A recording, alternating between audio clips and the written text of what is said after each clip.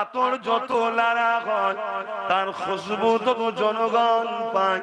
ইতিহাস থেকে আমি সাক্ষী পেয়েছি, ইসলামের বিরোধী যেখানে যত হয়েছে ওই জায়গাটা তত বেশি ইসলামের শক্ত ঘাঁটি হয়েছে।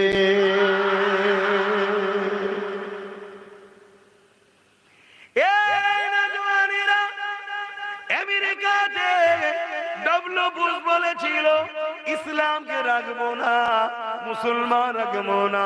ব্রিটেনের জমিনে ইসলামকে বন্ধ করে দিয়েছিল, আযান গুলোকে ব্যান করে দিয়েছিল, কিন্তু তারা যতই চেষ্টা করেছে তার ফল আজকে কি হয়েছে শোনে।